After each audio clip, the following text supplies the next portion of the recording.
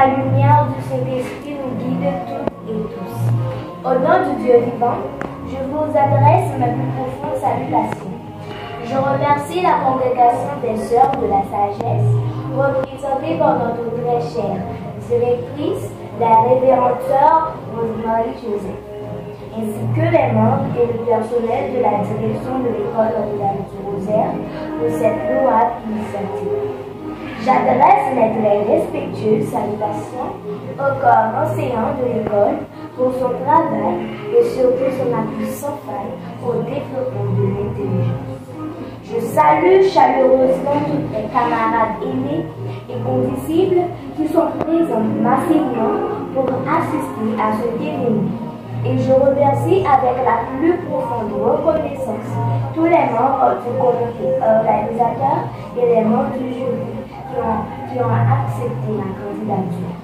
Je me présente en quelques mots. Je suis Prisuma Orfina Mendes, j'ai 12 ans, une élève de la 7e année fondamentale A de l'école Notre-Dame du Rosaire. Le sujet qui nous interpelle est le suivant.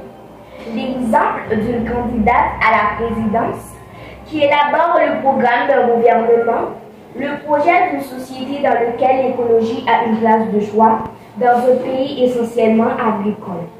On explique comment procéder pour la construction de la nouvelle Haïti. L'énoncé du sujet paraît très exaltant, puisque la situation de notre cher pays est en lambeaux, interpelle l'intelligence et le savoir-faire de toutes ces filles conscientes et tous ces fils avertis pour redresser cette image macabre qui fait de nous les pestiférés du monde moderne par la science, la logique et la technologie. Selon l'indice de perception de la corruption, IPC, Haïti occupe le 157e rang, selon le rapport publié par l'Organisation Transparency International le 24 février 2018. En date du 30 juin 2022, les opérations budgétaires et de trésorerie se sont soldées par un déficit de plus de 34 millions de gouttes qui a été partiellement financé par la BRH. Le développement socio-économique d'Haïti continue d'être entravé par l'instabilité politique, l'augmentation de la violence, un niveau d'insécurité sans précédent et une fragilité exacerbée ou généralisée. L'école en Haïti souffre de nombreux problèmes, notamment de manque de personnel qualifié, de mauvaises conditions de travail et de mauvais équipements. Ces problèmes sont dus en partie à la pauvreté des familles haïtiennes qui ne peuvent pas payer les frais de scolarité et les salaires des enseignants.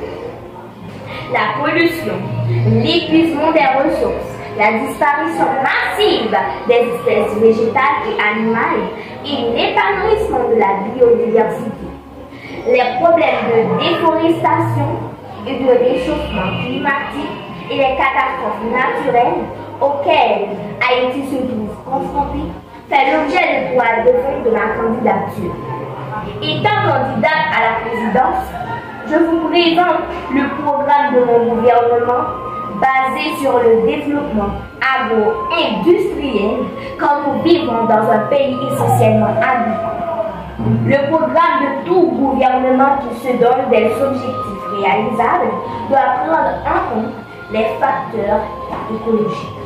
De ce fait, premièrement, on va encourager la classe paysanne en introduisant des machines agricoles dans le processus de production.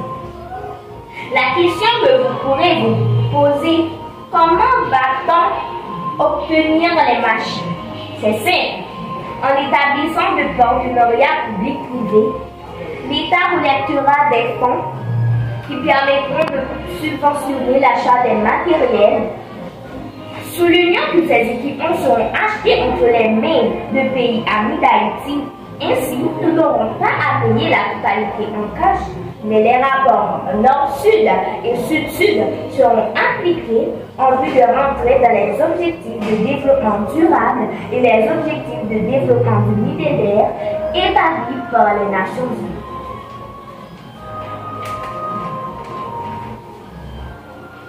Deuxièmement, une banque agricole auprès de laquelle des prêts agricoles seront octroyés aux agriculteurs, leur permettant d'augmenter la quantité produite et de rendre plus efficaces les produits. Troisièmement, réduire l'importation et favoriser l'exportation en Haïti, car Haïti est loin des ventes de pauvres.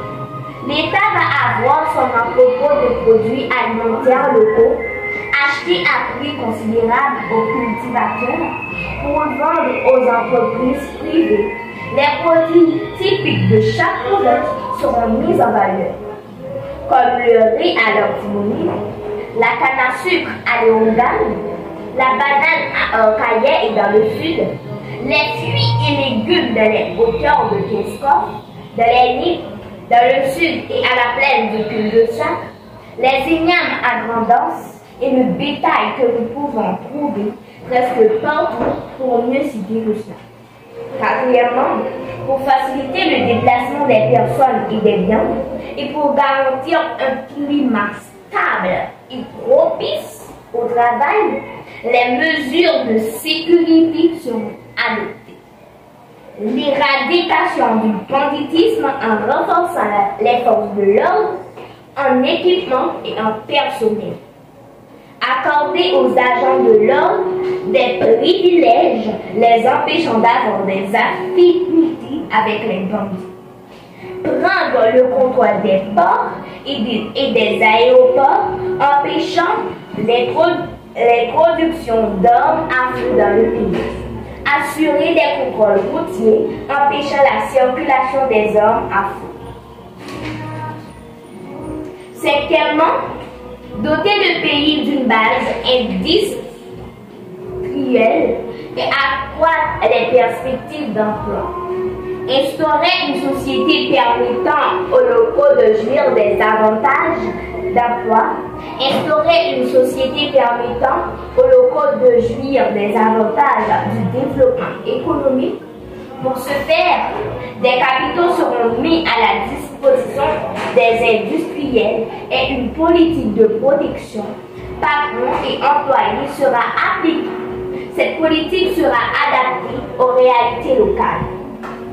Sixièmement, dans le domaine de communication et de télécommunication, dynamiser le CONATEL et renforcer le MTPTC, Ministère des Travaux Publics et du Transport et de Communication, pour la construction des ponts, des routes et le réaménagement des réseaux de canaux qui sont en mauvais état.